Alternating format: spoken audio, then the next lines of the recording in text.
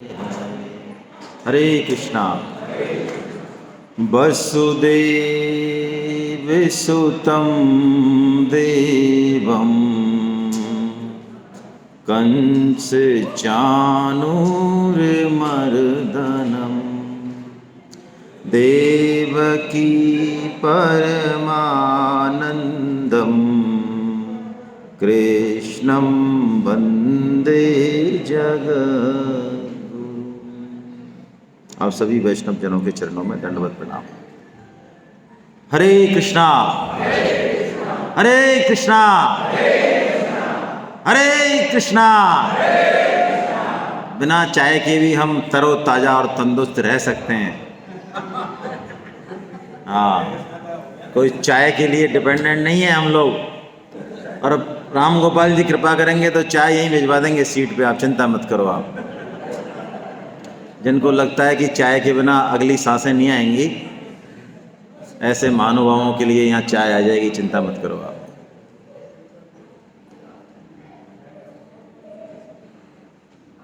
बहुत बड़ी बड़ी कृपा भगवान श्री कृष्ण की हम सबके ऊपर कि हम 3 दिन से इस गीता ज्ञान यज्ञ में बैठे हुए हैं। हमें ऐसा अभ्यास है नहीं। और आपको भी ये बात आश्चर्यजनक लगेगी कि किसी से यदि कोई कहे कि भाई सुबह 9 बजे से और 5-6 बजे तक आपको सिर्फ गीता ही गीता सुननी है, गीता सुननी है तो कोई भी आदमी इतनी आसानी से विश्वास नहीं करेगा। हम गाजियाबाद में गए गीता की सेमिनार अटेंड करने, तो सीवी सिंह जी हैं जो खुद अब गीता की सेमिनार करा रहे हैं वहाँ। उन्होंने अपना फीडबैक दिया।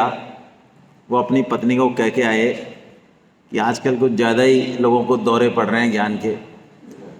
कोई गीता पढ़ा रहा है और कोई रामायण पढ़ा रहा है। मैं आता हूँ अभी, क्योंकि थोड़ा वो जानते हैं शास्त्रवाद पढ़ना। मैं आता हूँ अभी और इनको घंटे 2 घंटे में ठोक पीट के मतलब सेट करके आता हूँ, क्वेश्चन पूछ के। उन्होंने खुद ने कहा हमें नहीं पता वो किस भाव से बैठे हैं, लेकिन जब वो गीता सेमिनार में रहे, दिन भर रहे, फिर अगले दिन भी आए, तब उन्होंने बताया कि भाई मैंने भी गीता पढ़ी, शास्त्र पढ़े, और मैं इस भाव से ये कह के आया हूँ अपनी पत्नी से, पूछ लो चाहे वाली पत्नी से। अगले दिन पत्नी को भी लेके आए। तो ये भगवान श्री कृष्ण की विशेष कृपा है, विशेष कृपा कि हम सबको वो भाव भी दे रहे हैं, वो ताकत भी दे रहे हैं। तो आप ऐसा मान लो, एक बात मान लो कृपया, जैसे पत्तल आ जाती है ना, कई बार लंबी लंबी पंगत होती है तो पत्तल आ जाती है, और गिलास विलास आ जाता है, कटोरी आ जाती है, जो भी है क्या बोलते हैं, सकोरे आ जाते हैं। हाँ, तो थोड़ा देर लग जाती है रबड़ी वगैरह आने में और चीज़ आने में, लेकिन मन में कहीं ना कहीं ये विश्वास रहता है कि यार देखो पत्तल आ गई और बैठे तो रबड़ी मालपुए सब। तो आप भी कृपया करके, परम श्रद्धेय स्वामी जी की ये वाणी है, वचन है कि जब बिना प्रयास करे हमें मनुष्य जन्म मिल गया, गीता मिल गई, तो अब हम ये अंदर से विश्वास कर लें कि बस अब हमें किनारा इसी जन्म में मिलने। कृपा करके ये नहीं सोचें अरे मैं कैसा हूँ, मैं कैसी हूँ, और मैंने तो कुछ नहीं किया, मुझे कुछ आता ना ना ना, कुछ नहीं। भगवान की कृपा पे भरोसा रखें। ये गीता हमारे सारे पुर्जे खोलती है, अंदर की सारी मनस्थिति को खोलती है। देखिए सुखों के बारे में जो सुधीर जी ने कहा, अब हम आए सात्विक सुख में हमें रमन करना पड़ता है।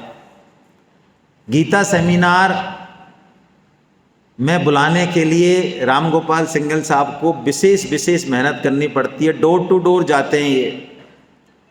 लेकिन आप में से ऐसे कितने हैं जिन्होंने व्हाट्सएप में 3 घंटे 4 घंटे लगातार व्हाट्सएप कैसे देखें, क्रिकेट का मैच 6 घंटे तक बिना रुके देखें, इसके लिए कोई सेमिनार अटेंड की हो? हेलो, सास बहू का सीरियल। क्यों? क्योंकि हमें इन कामों की पहले से आदत पड़ी हुई है, पहले से। गीता स्वर्ग को श्राप मानती है। मैं आपको रिपीट कर रहा हूं अपनी बात। गीता स्वर्ग जाने को क्या मानती है? श्राप। इसलिए कृपया अपने फोर फादर्स के नीचे स्वर्गवासी लिखाना बंद कर दें अब से। अब तक तो लिखाते आए हम।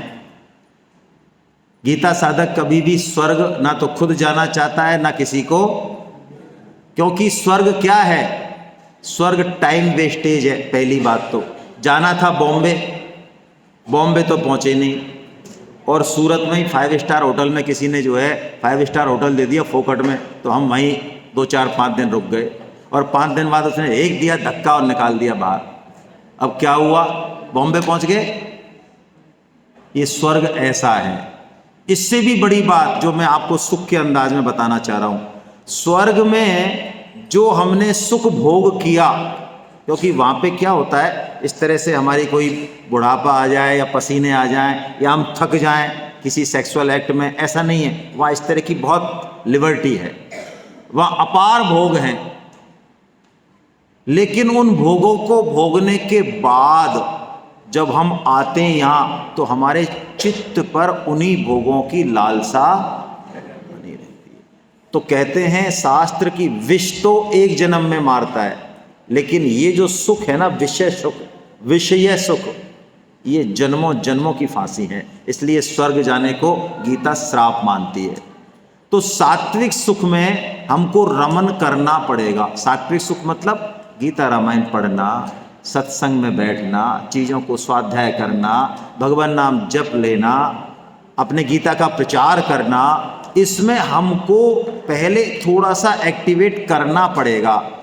और यदि हम एक बार एक्टिवेट कर गए, थोड़ा सा जद्दोजहद हमने सहन कर ली, आप पक्की बात मानिए, फिर आपको वो प्राप्त होगा, वो आनंद प्राप्त होगा कि आप फिर कुछ करने की जरूरत नहीं, फिर अपने आप पीछे पीछे घूमेंगे आप देखते हैं ना, अभी हमारे घरों में किसी दिन पता चल जाए कि आज हवन हो रहा है, या वो फलाने वृंदावन से महाराज जी आ रहे हैं, 1 घंटे का प्रवचन देंगे, तो हमारा जो यूथ है वो सटक लेता है पट्टा पहले से।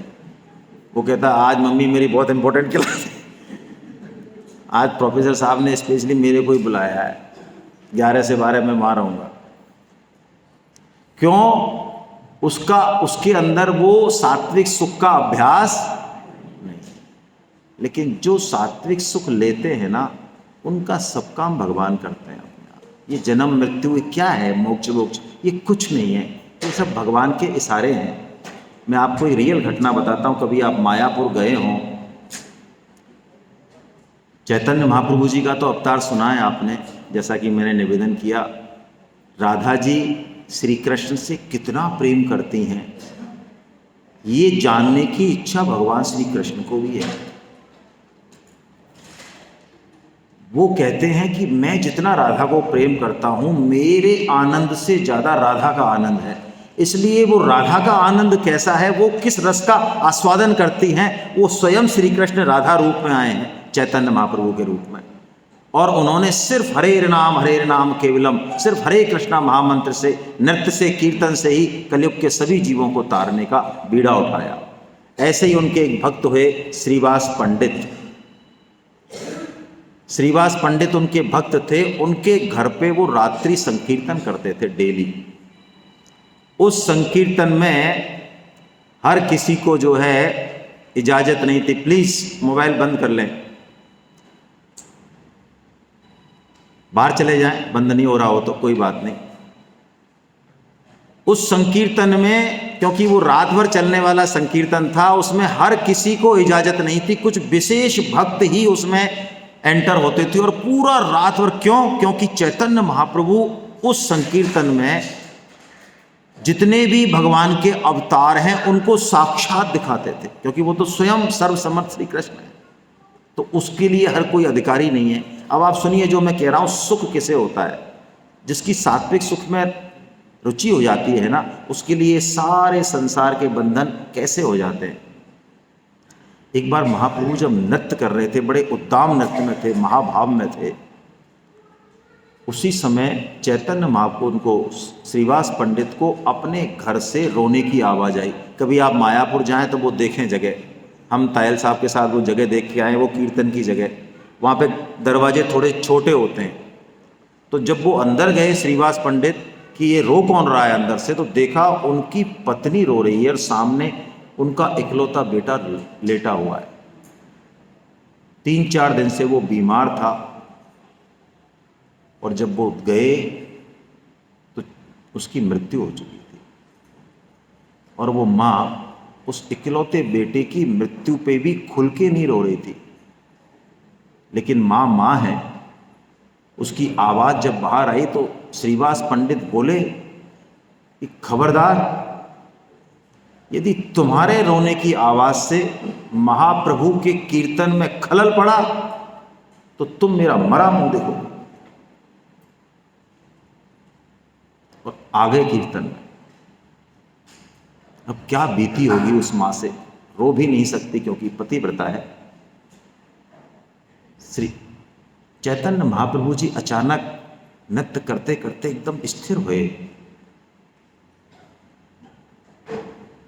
थोड़ा स्थिति में आए तो पूछा, श्रीवास कोई दुख है क्या? तो श्रीवास पंडित बोलते हैं, बंगला में बड़ा अच्छा भजन है, प्रभु मोरे कौन दुख, यार घरे सप्रसन्ने, तोमार श्री मुख, प्रभु मोरे कौन दुख। हे प्रभु, जहां आप स्वयं विराजमान हैं वहां क्या कोई दुख हो सकता है? तब बाकी भक्तों ने महाप्रभु के कान में कहा कि इनके इकलौते बेटे का निधन हो गया है। अंदर गए महाप्रभु, उनको देखते ही वो मां भपक भपक के रोने लगी और उसने कहा, प्रभु 3 दिन से ये बेहोश था और मुझसे बात भी नहीं कर पाया। मेरी इच्छा है कि ये एक बार मेरे से बोल ले, मेरे से बात कर ले। वो सर्वसमर्थ हैं, भगवान श्री कृष्ण हैं। हाथ फेरा, उन्होंने आवाज दी, वापस आओ, तुम्हारे माँ बाप तुमसे बात करना चाहते हैं। हरकत हुई शरीर में और आवाज आई, हे प्रभु, मेरे तो कई जन्म हो चुके हैं, मेरे कौन से शरीर के माँ बाप मुझे बात करना चाहते हैं?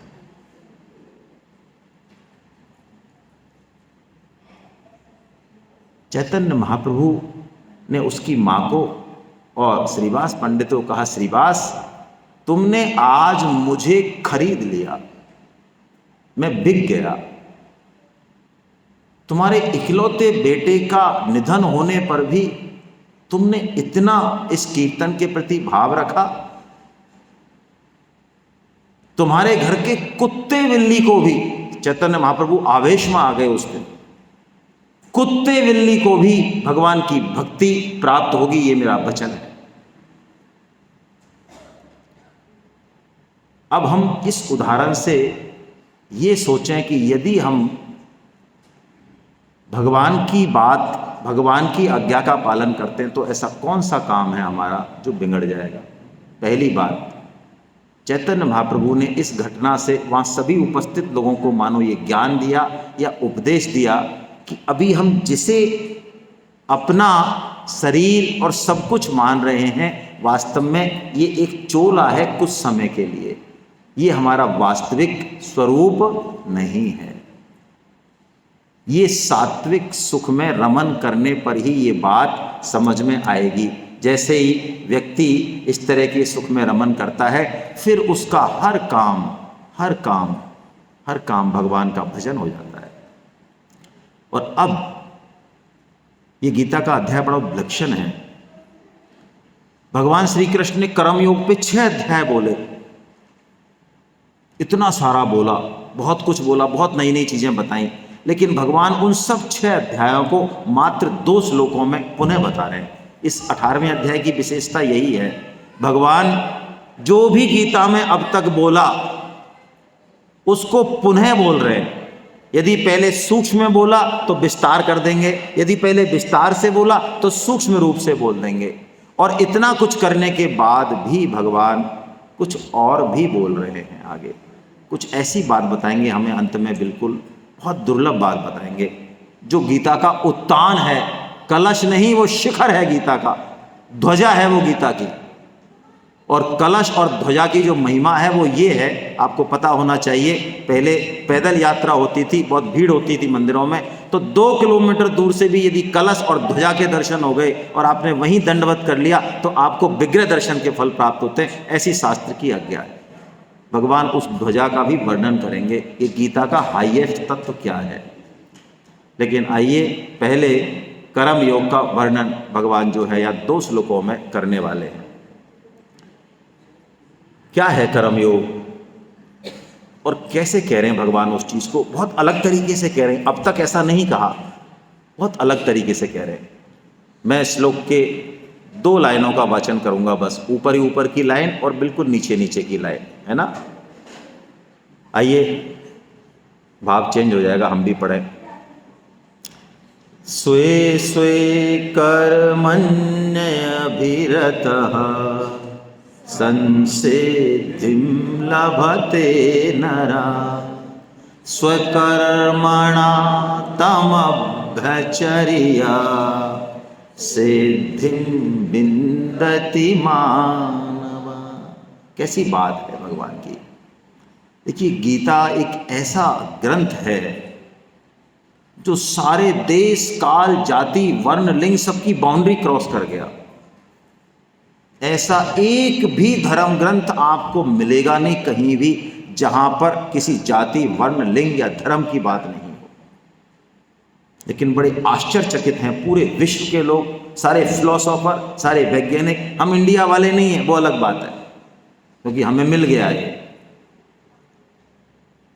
एक ऐसा ग्रंथ जिसमें हिंदू मुसलमान ईसाई नाम की बात तक नहीं है, एक शब्द तक नहीं है, सिर्फ मानव धर्म की बात है जिसमें। और यहां भी भगवान जो कह रहे हैं स्वे स्वे स्वे स्वे कर्मण्य अभिरता, अभिरति शब्द काम ने लिया, यानी मेरा जो कर्तव्य कर्म है उसमें मेरी अभिरति हो, प्रेम हो। देखो प्रेम और अभिरति ये बहुत अलग शब्द हैं, हम समझ तो लें, लेकिन जब तक कुछ करेंगे नहीं, निष्काम भाव से कर्तव्य पालन नहीं करेंगे, भगवान का नाम नहीं लेंगे, तब तक ये बातें हृदय में बैठेंगी नहीं। माँ का मतलब क्या होता है हम सब जानते हैं ना। मैं आपको एक उदाहरण से बताता हूँ कि जानना समझना और अभिरति यानी अनुभव में कितना अंतर है। शायद हमारे देश के बहुत बड़े उद्योगपति हुए बिड़ला जी, उनकी धर्मपत्नी का नाम मुझे याद नहीं आ रहा है, बड़े अच्छे संस्कार दिए वो अपनी बेटी को उन्होंने। उनकी बेटी की शादी हुई और बेटी की डिलीवरी हॉस्पिटल में हुई। जब डिलीवरी हॉस्पिटल में हुई और हो गई डिलीवरी, तब उसने, बड़ा फेमस लेटर है वो, मैं मिस कर रहा हूँ नाम, उस बेटी ने अपनी माँ को हॉस्पिटल से पत्र लिखा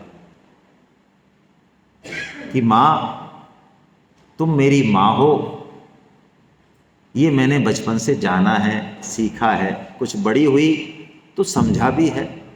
पहले तो समझा था माँ माँ बस रोटी पानी दे रही है, ठीक है। बाद में बड़ी हुई तो पता चला अच्छा माँ माँ क्यों हैं, ये पिता हैं, इनका रजवीर का संयोग हुआ, मेरा जन्म हुआ इनके उदर से, ऐसे मेरी माँ है, माँ है। लेकिन माँ आज जब मैं माँ बनी हूं तो मुझे पता चला है कि माँ होना क्या होता है। ऐसे हम अपने कर्मों से उस भगवान की पूजा करें। आप देखेंगे जिसे आप वास्तव में प्रेम करते हैं, बंधन नहीं, कई बार ये रिश्ते भी बंधन होते हैं, पति हो चाहे पत्नी हो, प्रेम नहीं है वहां। जिस समय प्रेम आता है, प्रेम किसी के प्रति भी आ सकता है, ऐसा कोई जरूरी नहीं है, उस प्रेमी व्यक्ति के प्रति यदि कैसा भी काम हो, उसकी लैट्रिन भी साफ करनी हो, उसका कोई भी काम करना हो, आपको उसको काम करने में एक अलग तरह का आनंद महसूस होगा। यदि आप वास्तव में उससे प्रेम करते हैं तो वो अभिरति है।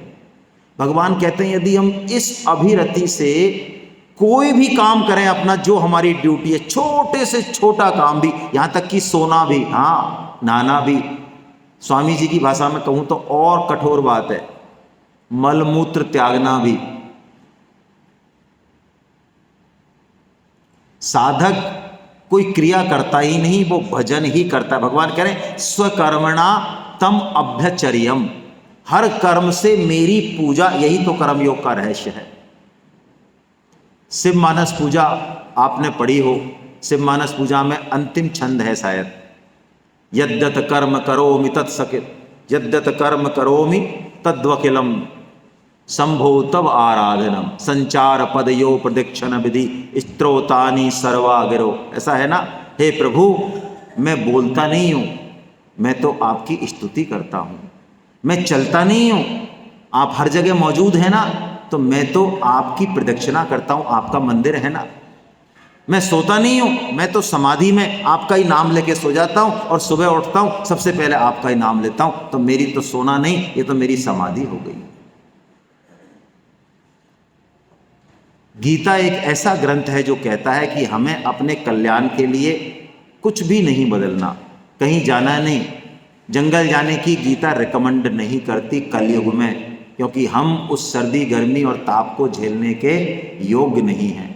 गीता बहुत सरल रास्ता बताती है, हम जो कर रहे हैं, जो मिला है हमें प्रारब्ध से, जैसा मिला, जैसे माता पिता मिले, घर मिला, जो काम मिला, पूरी अभिरति से करें। भगवान का स्मरण उस काम में मुख्य हो। यदि माता बहनें भोजन बनाते समय ये भाव रखें, भगवान का स्मरण रखें कि मैं भगवान का प्रसाद बना रही हूँ, जो भगवान आरोगेंगे इसको, और उसके बाद भगवान के ही जन आरोगेंगे, यदि ये भाव रहा तो सिर्फ वो भोजन ही सबके अंतःकरण की शुद्धि कर देगा।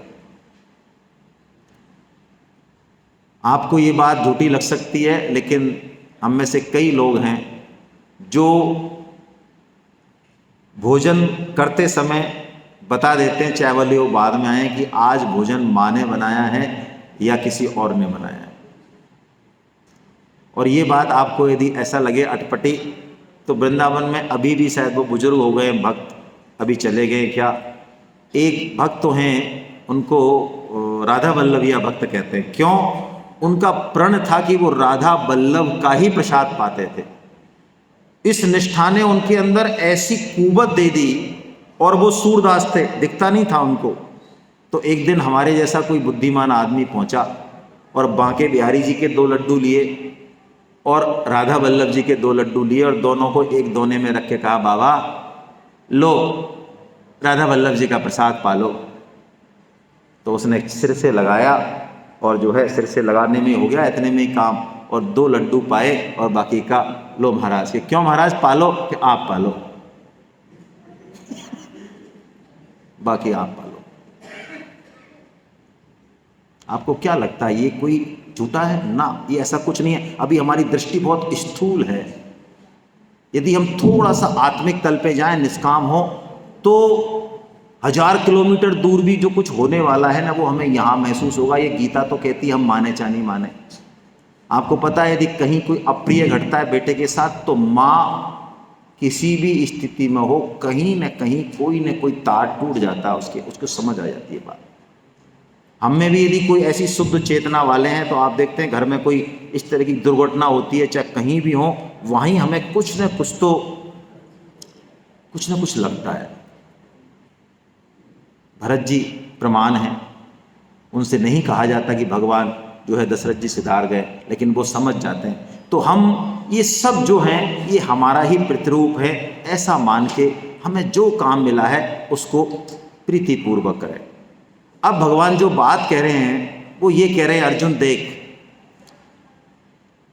मैंने तुझे सब कुछ बता दिया, अब तक तो तू नहीं चल रहा था मेरी बात पे, तो कोई दिक्कत नहीं है, लेकिन अब यदि अहंकार के कारण तू मेरी बात नहीं मानेगा तो तेरा पतन हो जाएगा। तो ये राम गोपाल सिंघल साहब ने हम सबको फंसा दिया। अब तक तो हम गीता की बात नहीं मान रहे थे, तो भगवान कह रहे हैं क्षम में पता ही नहीं है तेरे को, तू खेल कबड्डी, हमें क्या है। लेकिन अब भगवान कह रहे हैं, अब तेरे को मैंने बता दिया, अब तू यदि नहीं मानेगा तो तेरा अब ये दोषी ये है भैया, इनको पकड़ो आप, मेरा कोई लेना देना नहीं है। हम वस्तुतः अहंकार के कारण ही फंसते हैं। आप ये विश्वास कीजिए, रिश्तों में यदि कहीं कड़वाहट है ना बहुत ज़्यादा, तो वो अहम ही टकरा रहे हैं, अहम से टकराट होता है। जिसका अहम नहीं होता ना, जो अहम शून्यता होती है ना जिसमें, वो हर रिश्ते को निभा लेता है। लेकिन भगवान भी इस अहंकार को रहने नहीं देते, चाहे किसी का भी हो, भक्त का तो रहने ही नहीं देते। अच्छा, नारद जी ने काम को जीता, ये अच्छा काम किया कि बुरा काम किया है? अच्छा किया, तो भी उनकी क्या हालत कर दी भगवान ने। तब नारद गवने शिव पाही, और जिता काम अहमिति मन माही। भगवान शंकर ने कहा कि यार देखो, आपने मेरे से तो कह दिया है, भगवान से मत कह देना यार तुमने काम जीत लिया। नारद जी कहते हैं अरे हमने क्या जीता है, सब आपकी कृपा है। ये अहम इतना सांप बन के लेटा रहता है, हमने क्या किया है, हमने कुछ नहीं किया है सेमिनार में, सब आपने, भगवान है कराने वाले। और वो भगवान के पास ही पहुंच गए, वहीं पे जहाँ ये अहम जहाँ मना करता वहीं जाता है टक्कर लेने। जैसे ही भगवान शिव ने मना किया तो वो विष्णु के पास जा पहुंचे, भगवान विष्णु के पास। और भगवान विष्णु ने कहा अच्छा नारद जी आपने काम को जीत सब महाराज आपकी कृपा है, हम कौन होते हैं जीतने वाले। भगवान ने उनके काम को रहने नहीं दिया। लेकिन अहम होने के बाद भी, अब मैं जो बात कहना चाह रहा हूं, अहम होने के बाद भी नारद जी का पतन नहीं होता है। क्यों?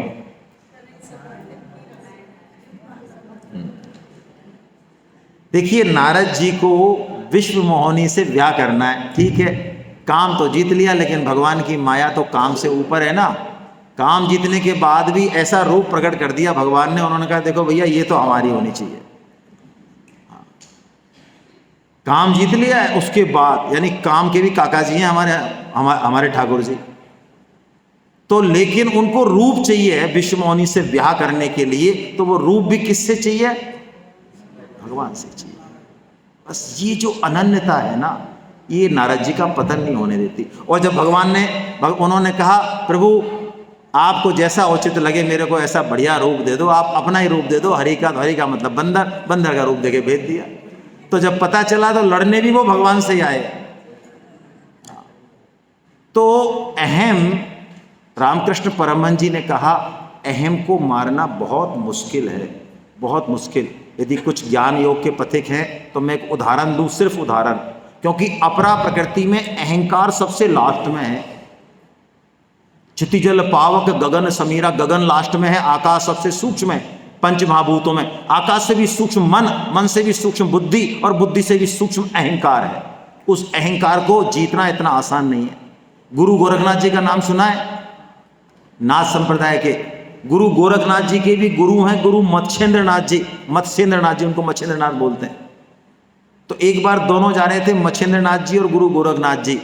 तो मत्स्येंद्रनाथ जी ने ऐसे ही टेस्टिंग के लिए, सदगुरु जो है टेस्टिंग करते रहते हैं, क्योंकि उनके सद शिष्य होते हैं, वो झेल लेते हैं टेस्टिंग। हमारे जैसा हो तो एक उसमें ही पार हो जाए। तो मत्स्येंद्रनाथ जी ने उनके सर पे एक डंडी मारी, बिना बात ही, चलते चलते, कुछ नहीं बोले गुरु गोरखनाथ। दूसरी मारी, तीसरी मारी, 7 बार डंडी मारी। जब 7वीं बार डंडी मारी तो गुरु गोरखनाथ जी बोले गुरुदेव आप जिसको ढूंढ रहे हैं वो अब, समझना बहुत गहरी बात है, आप जिसे ढूंढ रहे हैं वो अब किसे? अहम को, अहंकार को। अब की बार गुरुदेव ने बहुत जोरदार से डंडा मारा कि अहंकार नहीं है ये, अहंकार तो है ना अभी, ये ऐसा अहंकार है। भगवान कहते हैं, लेकिन रामकृष्ण परमहंस जी ने एक उपाय बताया इससे दूर करने के लिए। अहंकार को हम मिटा नहीं सकते, मिट नहीं सकता, तो क्या करें? रामकृष्ण परमहंस जी ने कहा 2 तरह के अहम होते हैं, एक अहम के 2 टुकड़े कर लो। कैसे? एक कच्चा मैं किसके लिए? मैं पति, मैं अधिकारी, मैं भारतवासी, मैं फलाना, मैं धनी।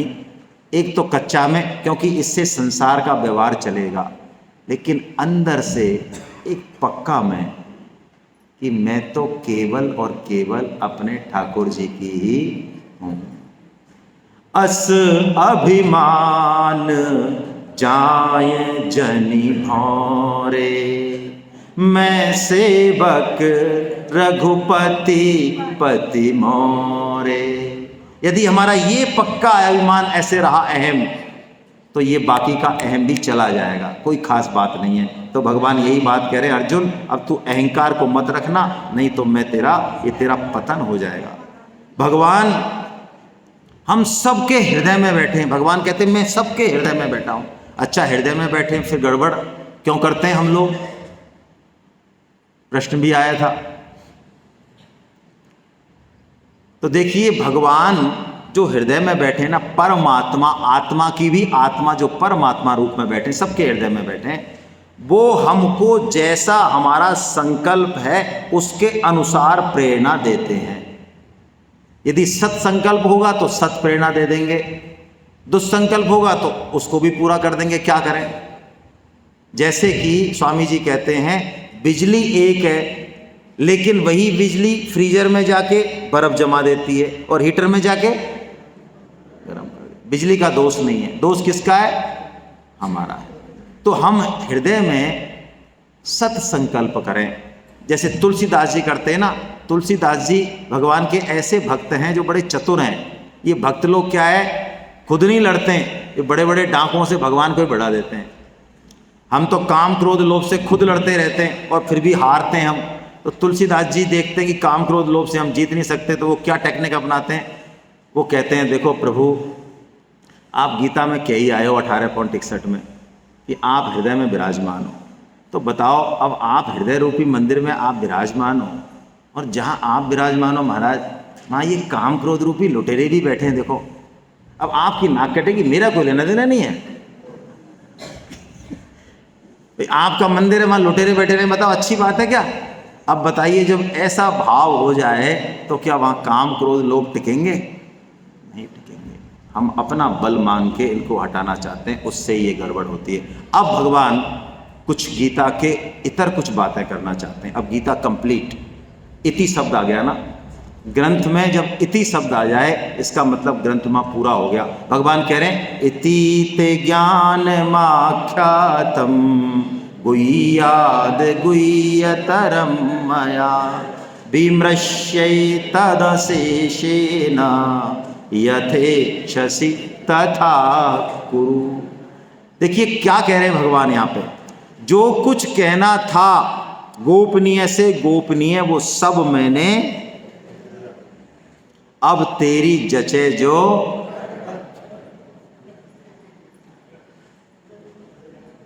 हम अपने बच्चों को ये कहने की हिम्मत नहीं जुटा पाते।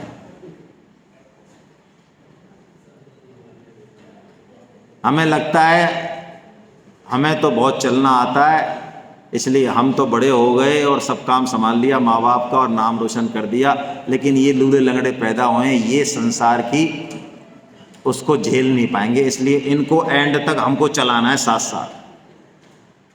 देखिए, अर्जुन को भगवान ने इतना कुछ कहा, 18 अध्याय बोल दिए, तीनों योग कह दिए, लेकिन अर्जुन हमारा रोल कर रहा है। मजाल है जो मुंडी हिला दे कि हाँ ये भक्ति योग ठीक है, ये मेरे समझ में आ गया। बिल्कुल ऐसे बैठा जैसे हम बैठे रहते, नहीं हो संकल्प के नाम पे ऐसे बैठा है अर्जुन। तो भगवान ने क्या किया? अब भगवान ने दूसरी टेक्निक अपनाई। भगवान के पास तो सारे इलाज है भाई, हम तो क्या करें। शेर को जब लंबा कोई अटैक करना है ना, शिकार करना है, तो क्या करता है? वो पीछे लेता है शरीर को, पहले शरीर को पीछे लेके फिर जो मारता है छलांग, एक बार में कर देता है काम तमाम। तो भगवान भी मानो, हाँ अब इसको बंद कराया हो भाई। तो अब भगवान जो अर्जुन के पूरी तरह से रक्षक हैं, आप सोचो महाभारत युद्ध क्या पांडव जीत सकते हैं? सोचो आप। कर्ण उसके पास ऐसी शक्ति कि अर्जुन जैसे कई शहीद हो जाएं। द्रोणाचार्य जिनको ये वरदान है कि जब तक हाथ में शस्त्र रहेगा तब तक कोई दुनिया का योद्धा उनको हरा नहीं सकता। भीष्म जिन्हें इच्छा मृत्यु का वरदान है, जो 10 अर्जुनों को टिका दें अकेले। इनके होते हुए क्या पांडव युद्ध जीत सकते? लेकिन भगवान श्री कृष्ण इनके साथ हैं। वो भगवान श्री कृष्ण अब टेक्निक अपना रहे हैं। वो कह रहे हैं अर्जुन, अब मैंने तेरे को जो कहना था वो कह दिया, अब तेरी जचे जो कोई लेना देना नहीं। अब देखिए, भगवान के भक्त को सब कुछ सहन है, लेकिन भगवान उसका त्याग कर दें ये सहन नहीं है। बच्चा मर लेगा, कुट लेगा, पिट लेगा, लेकिन रहेगा कहां? मां के पास रहेगा। आपने उखल बंधन लीला सुनी है? कार्तिक मास चल रहा है, जरूर सुननी चाहिए, दामोदर मास। चलो कह देता हूं मैं। उखल लीला में भगवान श्री कृष्ण जो है वो दूध उफन रहा होता है। पद्मा गाय होती है, वो 10 लाख गायों में से सर्वश्रेष्ठ गाय होती है, उसका दूध जो है माता यशोदा पिलाती थी भगवान श्री कृष्ण को। तो वो दूध उबल रहा था, इसलिए वो भगवान श्री कृष्ण को गोद से उतार के और चली जाती हैं। भगवान श्री कृष्ण नाराज हो जाते हैं कि बताओ, हमारी कोई दूध की बराबर वैल्यू नहीं है। अरे हम जो है तीनों लोगों के मालिक हैं, हमको ऐसे पटक दिया उठा के। तो सब उनको फोड़ फाड़ देते हैं, वो मटकी बटकी को, सारे दूध दही को। तो माँ आती है तो माँ कहती है बताओ ये क्या गड़बड़ कर रहा है। तो माँ पहली बार जो है वो छड़ी उठाती है। क्या लीला है। और भगवान श्री कृष्ण जिनकी भ्रकुटी मात्र से ये तीनों लोक लय हो जाते हैं, वो भगवान श्री कृष्ण माता के हाथ में छड़ी देख के और थर थर थर थर थर थर कांप रहे हैं। फिर बंध जाते हैं। वैसे तो नहीं बनते, लेकिन माँ को थकित देखकर, श्रमित देखकर बंध जाते हैं। और बंधने के बाद क्या करते हैं, वो उन पेड़ों को, वो उखल को लेके दोनों पेड़ों के बीच से निकल जाते हैं और यमला अर्जुन का उद्धार कर देते हैं। मैं जो बात कहना चाह रहा हूं, जब माँ बहुत तेज आवाज होती है उन पेड़ों की और वो सारा जब हो जाता है, तब दौड़ के नंद बाबा आते हैं और अपने जीवन में 80 साल के हो गए हैं यशोदा माँ और नंद बाबा। ये कोई जवान नहीं है, माँ यशोदा बूढ़ी हैं अभी। पहली बार नंद बाबा अपनी धर्म पत्नी से गुस्सा होते हैं अपने जीवन में, वरना कभी उनके दाम्पत्य जीवन में किसी तरह का कोई संवाद ही नहीं। कटु गुस्सा होना तो बहुत अलग बात है। जैसे ही उनको पता चलता है कि इसको रस्सी से बांधा, तो तुरंत उसको गोदी में लेते हैं भगवान श्री कृष्ण को और कहते हैं महरी, महरिया बोलते हैं, खबरदार, मैं कृष्ण को लेके कहीं निकल जाऊंगा यदि तुमने इस तरह की हरकत दोबारा की तो। तुमने लाला को बांध दिया, कन्हैया को। और ऐसा कह के गुस्से में लेके और उसको अथाई पे चले जाते हैं। माँ नंद गोपों के साथ बैठ जाते हैं और माँ यशोदा कैसा तड़पती हैं, अपने हाथों को पीटती हैं कि मैंने क्या कर दिया, इन हाथों से मारा, इन हाथों से बांधा। बहुत बिलखती हैं माँ यशोदा। उनके स्तनों से दुग्धधार बहने लगती है।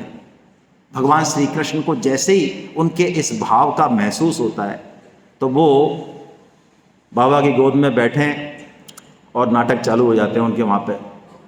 वो कहते हैं बाबा मेरे को भूख लग रही है। अरे कन्हैया चिंता क्यों करता है। वो कहते हैं अरे जाइए लाला, दूध ला फटाफट बढ़िया गाय का। तो दूध आते हैं, कहला पी। नहीं बाबा, क्यों, दूध तो मंगाया था ना, भूख लग रही है। नहीं बाबा, दूध तो मैं मैया कोई पीऊँगा। अरे कि नालायक, तेरी चक्कर में हमारी लड़ाई हो गई आज, हम जा नहीं रहे उधर, बोल नहीं रहे। नहीं बाबा, दूध तो मैं मैया को ही पीऊँगा। माँ यशोदा अपनी एक दासी को भेजती हैं, एक गोपी को भेजती हैं। वो अथाई के पास ही खड़ी खड़ी इसी इंतजार में होती है कब मुझे मौका मिले। और जैसे ही कन्हैया कहते हैं बाबा दूध तो मैं मैया का ही पीऊँगा, वो अपने हाथ करती है और कन्हैया गोदी में कूद के और ये जा और वो जा। ऐसे भगवान श्री कृष्ण अर्जुन को छोड़ देंगे क्या? कभी नहीं छोड़ने वाले। लेकिन भगवान ऐसा अभिनय कर रहे हैं कि अर्जुन तेरी जचे जो कर। तो अर्जुन एकदम से अर्जुन का भाव भंगिमा बदल जाती है। अब वो उनके मुंह से एक शब्द नहीं निकलता है, मानो अश्रु बह रहे हैं और हृदय से पुकार है भगवान की तरफ, हे प्रभु मैं केवल आपका हूं और आप ही मुझे छोड़ देंगे तो मैं अब जाऊंगा कहाँ। ऐसी पुकार होती है ना, जब ऐसी शरणागति हो जाती है, असली शरणागति, तब भगवान के अंदर से कोई शब्द निकलते हैं, निकालने से नहीं निकलते, वो कुछ और ही बात है। वो जिस दिन इस तरह का भाव बनता है गुरु शिष्य के बीच, भगवान और भक्त के बीच, तब वो भाव घटता है। ये किसी के वश की बात नहीं है। इसलिए भगवान अब वो बात कहेंगे जो अब तक गीता में उन्होंने कभी नहीं कही, और कहेंगे ही नहीं, कहते ही बंद कर देंगे ढक्कन। जैसे कि मान लो कोई कोहिनूर हीरा हो, हम थोड़ा सा दिखाएं, जैसे बांके बिहारी जी के दर्शन होते हैं ना, झलक दर्शन, थोड़ा दिखाया फिर बंद कर दिया, ऐसे ही भगवान ने इस बात को कह के तुरंत ढक्कन लगा दिया इस पे। क्या है ऐसा इस बात में, क्या कह दिया भगवान ने, जरा समझें। आइए, सर्वधर्मान परित्यज्य मामेकं शरणं व्रज अहं त्वां सर्वपापेभ्यो मोक्षयिष्यामि मा शुचा। क्या बात है ये, देखिए माँ शुचा पद है ना, ये बहुत प्यारा पद है। तू चिंता मत कर। आप देखते हैं हमारे घर में भी कहीं भी यदि कोई ऐसा व्यक्तित्व मौजूद है, कोई ऐसा बुजुर्ग मौजूद है जो संकट की घड़ी में बस इतना कह दे, जब घोर अंधेरा है, दिख नहीं रहा, सब कुछ लग रहा है, अरे इतनी परेशानी है, इतना दुख है, इतनी लड़ाई है, इतना घाटा है, इतना कैरियर सब खत्म हो गया, उस समय कोई हाथ रख दे पीठ पे, अरे चिंता क्यों करता है बेटा, मैं हूं ना, मैं हूं ना, तो बस मानो एक जान आ जाती है। फिर करना धरना सब अपने को ही है, लेकिन बस मानो एक बस हाथ रख दिया ना, अरे बेटी मैं हूं ना, क्यों चिंता, मैं हूं, बस। मानो भगवान अर्जुन से कह रहे हैं, तू क्या पाप पाप करता रहता है, क्या पाप कह रहा है, मेरे को युद्ध करने से पाप लगे, अरे मैं हूं ना, अहम त्वाम सर्व पापे, मैं तुझे सारे पापों से मुक्त कर दूंगा। वाह, कब, सर्व धर्मान परित्यज्य माम एकम शरणम व्रज। कई लोग जो गीता नहीं पढ़ पाते समय की कमी के कारण, और कभी पढ़ते हैं और इस श्लोक पे पहुंच जाते हैं सीधे, तो कहते हैं देखो महाराज आपकी गीता में मिसप्रिंट हो रहा है। क्या हो रहा है जरा बताना। देखो भगवान ने क्या कह दिया, सब धर्मों का त्याग कर दे। अधर्मों का त्याग होना चाहिए, यहाँ धर्मों का त्याग थोड़ी होता है। धर्म की परिभाषा क्या है, धर्म का हेतु कौन है, धर्म का आधार कौन है, धर्म का आश्रय कौन है। एक स्त्री का क्या धर्म होता है, अपने पति की, सास ससुर की सेवा करना। क्या गोपियां भगवान श्री कृष्ण की जब बंसी बजती है, वेणु पुकार होती है, तो क्या वो सास ससुर और पति और बच्चों की सेवा में संलग्न नहीं है? हाँ बिल्कुल है। लेकिन वो उस सबको छोड़ के कहाँ चली जाती है? भगवान श्री कृष्ण के पास चली जाती है। धर्म है या अधर्म है? हेलो,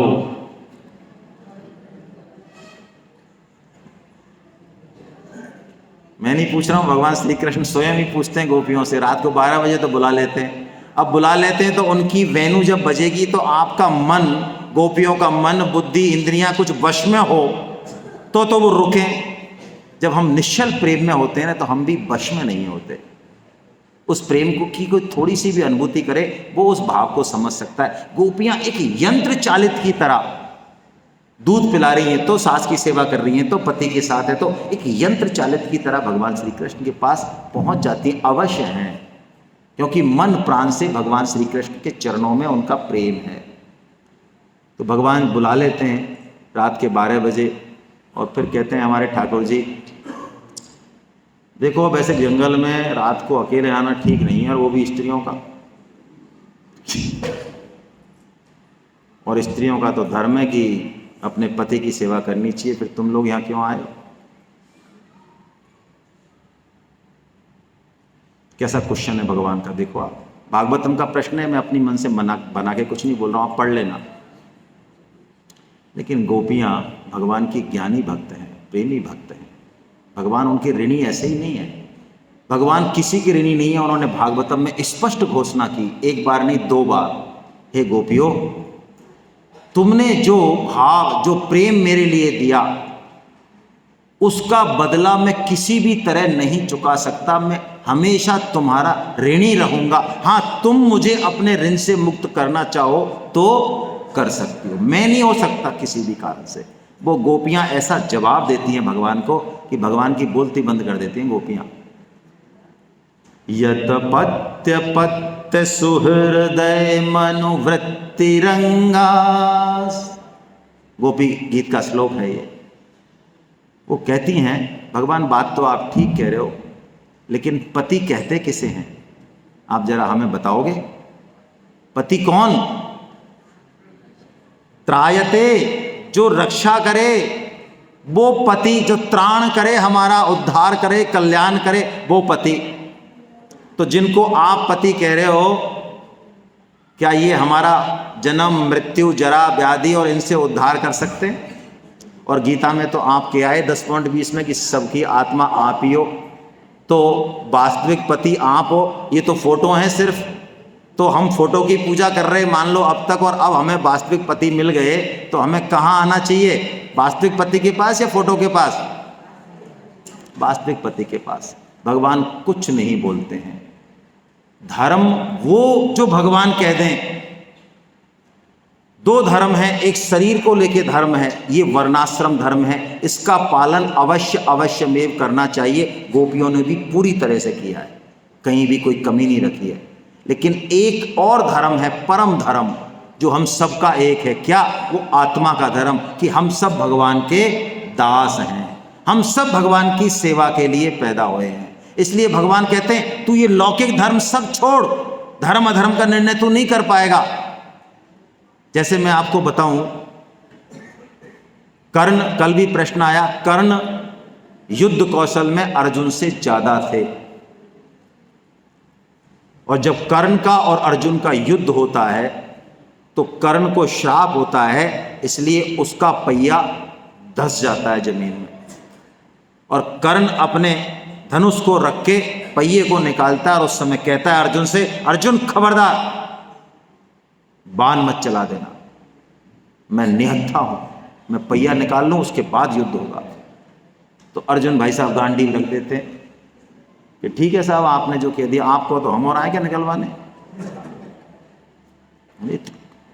ऐसा नहीं करेंगे, हम अधर्म नहीं करेंगे। जैसे ही गांडीव रखा भगवान श्री कृष्ण का, अर्जुन खड़ा, उठा गांडीव। जिन आतताइयों ने अभी 7 आतताइयों ने मिलकर अभिमन्यु का वध किया, अधर्म का आचरण किया, उन अधर्मियों को धर्म की दुहाई देने का हक नहीं है। उठा गांडी और सिर कलम कर दे इसका। अब अर्जुन समझ चुका है कि धर्म क्या है और अधर्म क्या है। गांडी से प्रत्यंचा खेती और कर्म खत्म। गीता अर्जुन को ही सुनाते हैं भगवान, युधिष्ठिर को नहीं। धर्मराज कौन है, अर्जुन या युधिष्ठिर? युधिष्ठिर को नहीं सुनाते, क्योंकि युधिष्ठिर को कहते हैं भगवान, युधिष्ठिर जी भाई साहब बड़े थे, भाई साहब बोलते थे, आपको कहना पड़ेगा कि अश्वत्थामा मारा गया।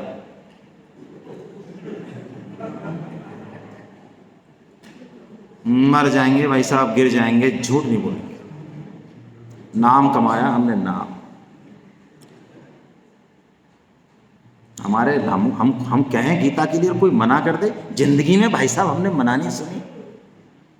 हाँ, हम गीता के लिए घर घर जाएंगे, इनकी हिम्मत है इन लोगों की, चटपूंजियों की, इनके पास जाएंगे हम। भाई साहब हमारा मामला बहुत तगड़ा है। भगवान ने कहा भैया कह दे अश्वत्थामा मारा गया, हम धर्मराज युधिष्ठिर हैं। अच्छा, तो भीम को कहा उन्होंने, भीम बुलाओ अश्वत्थामा हाथी, एक हाथी है ना जिसका नाम अश्वत्थामा है, कि हाँ। और भीम ने गदा मारी, हाथी चित्त हो गया, और चित्त होते ही भीम बोला अश्वत्थामा मारा गया, अश्वत्थामा मारा गया। जैसे ही द्रोणाचार्य ने सुना, भगवान श्री कृष्ण को पता था द्रोणाचार्य अश्वत्थामा, जैसे धृतराष्ट्र पुत्र मुंह में ऐसे द्रोणाचार्य भी हैं। तुरंत आए युधिष्ठिर के पास और बोले, अपने अस्त्र रख दिए, बोले युधिष्ठिर क्या अश्वत्थामा मारा गया? युधिष्ठिर बोले अश्वत्थामा हतो हत्वा नरोवा कुंजरोवा। अश्वत्थामा जो मरा है वो हाथी है कि नर है, मनुष्य, मुझे नहीं पता, तो अश्वत्थामा हतो हत्वा ये तो सुनाई दिया। जैसे ही नरोवा कुंजरो बोला, भगवान श्री कृष्ण की प्लानिंग थी, जोर जोर से नगाड़े बजने लगे, उनको कुछ नहीं सुनाई दिया। ये धर्म है। हमने धर्म के नाम पे कायरता सीख ली। आज अहिंसा के नाम पे हमने कायरता सीख ली, इसीलिए हम गुलाम रहे इतने साल। आज भी दो आदमी आके हम सबको कलम कर जाते हैं, खत्म कर जाते हैं, और हम में से एक आदमी उठने की साहस नहीं करता। ये नपुंसकता है, ये दया नहीं है, ये उदारता नहीं है। अधर्म का प्रत्युत्तर उतनी ही ताकत से होना चाहिए। महात्मा गांधी चंपारण में गए थे अहिंसा आंदोलन के लिए, अहिंसा का सूत्रपात किया उन्होंने, और जब वहां से आए वो वापस साबरमती, तो उसी अगले दिन पुलिस आई, और क्योंकि पुलिस को दमन करना था, उन्होंने चंपारण के लोगों को पीटा, उनके घरों में घुसा, स्त्रियों के साथ बदतमीजी की, बच्चों के साथ बदतमीजी की, मारा पीटा। और वो लोग चूंकि अहिंसा के पुजारी थे, महात्मा गांधी के अनुयायी थे, इसलिए कुछ नहीं बोले, सब सहन कर गए। फिर गए साबरमती, पहुंचे वहाँ, कुछ दिनों बाद महात्मा गांधी के पास गए, तो महात्मा गांधी ने कहा, अरे मूर्खो, जो व्यक्ति अपनी सामने अपने स्त्री और बच्चों के